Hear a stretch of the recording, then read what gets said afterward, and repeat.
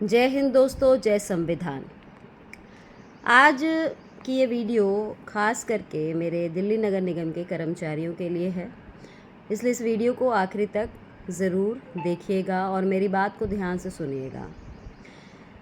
एक तो सबसे पहले मैं बताना चाहती हूँ कि कुछ लोग ऐसे हैं दोस्तों जो आपके काम में रुकावट डालने की कोशिश कर रहे हैं। अब ये कौन लोग हैं उसे आपको ही ढूंढना पड़ेगा। ये बात मैं इसलिए कह रही हूँ कि आप सोचिए ना अभी लेटेस्ट जो मुद्दा चल रहा था जिसमें दिल्ली नगर निगम के सफाई कर्मचारी थे, उनकी सीनियरिटी लिस्ट आई थी, उसको लेकर बहुत ज़्यादा परेशानी हुई थी क्योंकि बहुत सारे ऐसे कर्मचारी मुझे फ़ोन किए थे। उन्होंने कहा कि ज़ोन की लिस्ट में तो मेरा नाम था, लेकिन हेडक्वार्टर से जो फाइनल लिस्ट बनकर आई है उसमें मेरा नाम नहीं है। इसको लेकर मैं बड़ी गंभीरता से काम कर रही थी, अधिकारियों से बात कर रही थी। उसके अलावा और जो हमारे एमटीएस कर्मचारी हैं पब्लिक हेल्थ विभाग के, आपको ध्यान है कि वो बेसिक ग्रेड पे और डीए वेरिएबल डीए की वो लोग डिमांड कर रहे थे, जिनको मिला के इनकी सैलरी 27,900 आ रही थी और उसकी वो डिमांड कर रहे थे। 1 महीना धरने पे भी बैठे। तो इन दोनों मुद्दों को प्रमुखता से उठाते हुए मैं इस पर काम कर रही थी। लेकिन क्या होता है कि मैं एक ऐसी खबर पे जाती हूँ जो आप लोगों से ही जुड़ी है। आप लोगों को जो हिंदू राव हॉस्पिटल में फ्री में दवाइयाँ मिलती हैं, उसको लेकर मैं जब देखती हूँ कि वहाँ पर दिक्कतें हो रही हैं, उसको लेकर मैं खबर चलाती हूँ तो ना केवल मेरा फ़ोन छीना जाता है, मेरे ऊपर हमले होते हैं। तो उससे क्या हुआ?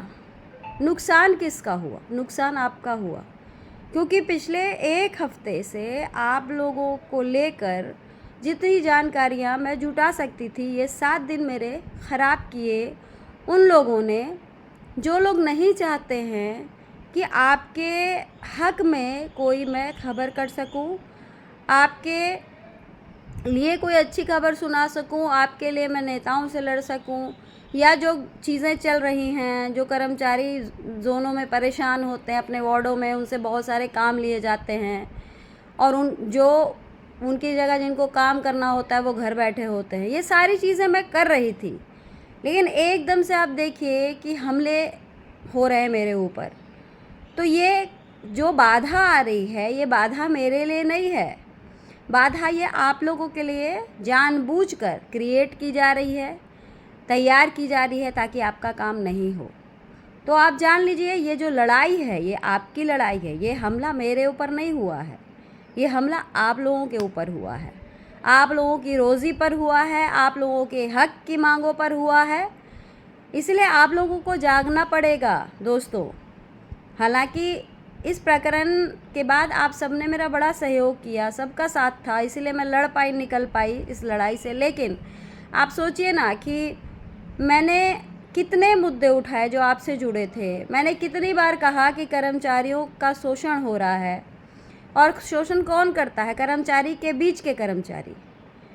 ये सारी चीज़ें मैं एक एक करके खुलासा कर रही थी, एक एक करके मैं इसको। लेकिन आप देखिए क्या हुआ कि मेरे ऊपर हमला करवाया गया, और ऐसे व्यक्ति से जिसका हमसे और आपसे कोई लेना देना ही नहीं है। उस महिला को एक मोहरा बनाया गया कि इस महिला के ज़रिए आपके काम में रुकावट पैदा किया जा सके। लेकिन कहते हैं जिसका कोई नहीं उसका तो खुदा है यारो। तो मेरे आप तो हैं ही, ऊपर वाला भी मेरे साथ है, इसीलिए घबराना नहीं है। आपकी जो मांगे हैं, जो लड़ाई है, वो आगे भी मैं लड़ूंगी। और एक चीज़ और बता दूं कि अब दिल्ली सरकार के भी कर्मचारी परेशान हैं, तो उनके लिए भी आवाज़ उठाऊंगी।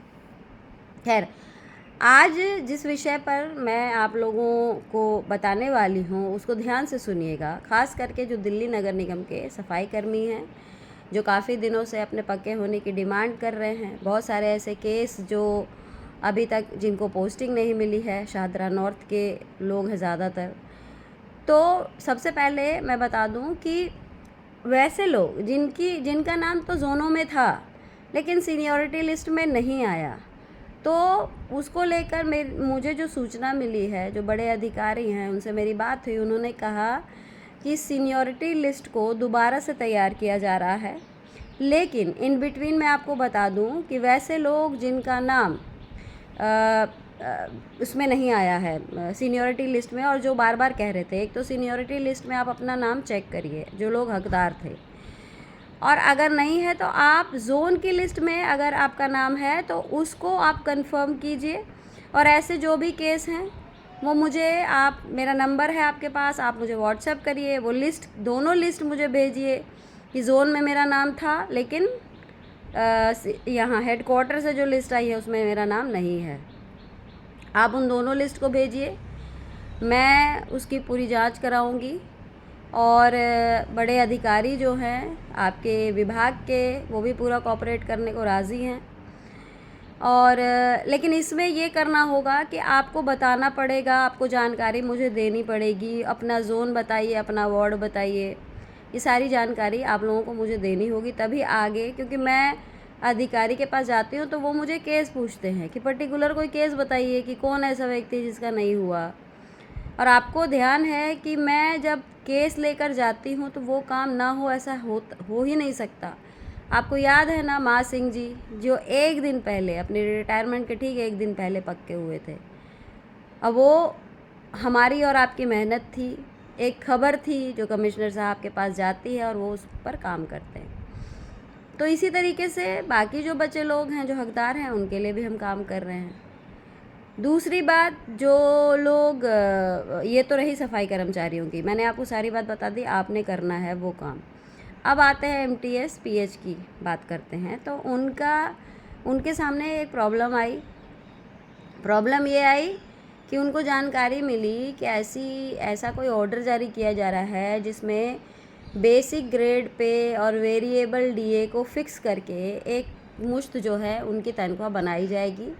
कहने का मतलब ये है कि अगर DA जो है, डियरनेस अलाउंस जो वेरी करता रहता है, हर बार कुछ ना कुछ बढ़ता है, तो वो नहीं होगा, एक ही फिक्स कर दिया जाएगा, ग्रेड पे भी फिक्स कर दिया जाएगा। ऐसी बात सुनने में आई थी, जिसको लेकर मैंने महापौर से बात करी थी, लेकिन उन्होंने मुझे आश्वस्त किया है कि ऐसा कुछ भी नहीं होगा। अगर ऐसा होता है तो वो अपने खुद स्टैंड लेंगे और ख़ुद उस पर वो काम करेंगे। और मैं देखती हूँ कि जब भी उनका बयान आता है तो आप लोग अपनी तरफ से कि नहीं ये कुछ नहीं करेगा, और इस तरह के आप लोग बयान देते हैं। मैं आप लोगों से रिक्वेस्ट करती हूँ कि मेयर साहब बहुत ही गंभीरता से आपका केस लिए हुए हैं, और उनसे मेरी लगातार बात भी होती है। हर चीज़ की जवाबदेही वो उसके लिए तैयार हैं, ऐसा नहीं है कि वो नहीं कर रहे हैं। एक अच्छे व्यक्ति हैं, अच्छे इंसान हैं, पीड़ितों के दुख दर्द को समझते हैं, और उनके अंदर, कहते हैं ना, अभी तक मैंने बहुत सारे नेताओं को देखा लेकिन एक इंसानियत नाम की जो चीज़ है वो उनके अंदर है। तो आप लोग उनसे बार बार अगर कुछ नहीं होता तो रिक्वेस्ट करिए, वो काम ज़रूर करेंगे, क्योंकि ये चीज़ मैंने उनके अंदर देखी है। और हमारे आपके सबके बड़े भाई हैं, हम उम्मीद करते हैं कि ये जो हमारी मांगे हैं, क्योंकि आपकी नहीं है ये, चाहे सफाई कर्मी हो या हमारे MTS कर्मचारी हैं, सब की जो मांगे हैं वो मेरी मांगे हैं। तो मैं अपनी मांग समझ के आप लोगों के लिए जाती हूँ, लड़ती हूँ। तो इसीलिए आपकी बहन होने के नाते आपसे रिक्वेस्ट करती हूँ कि कोई अपशब्द का इस्तेमाल ना करें। आपका काम होगा, मैं समझती हूँ कि आपकी नाराज़गी है, आप परेशान हैं, इतने सालों से आप डिमांड कर रहे हैं, लेकिन बस ये रिक्वेस्ट करती हूँ कि अपनी बात को सलीके से भी रखा जा सकता है। ज़रूरी नहीं है कि हम अपशब्दों का इस्तेमाल करें।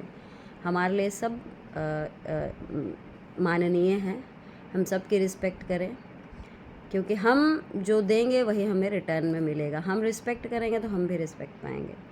तो ये जो अपडेट है ये आप लोगों के लिए है, और आपका काम जो है रुका नहीं है, आगे भी 7 दिन भले हमारे बर्बाद हुए, लेकिन आगे जो है आपकी बहन श्रावणी ऐसे ही आप लोगों की लड़ाई लड़ती रहेगी।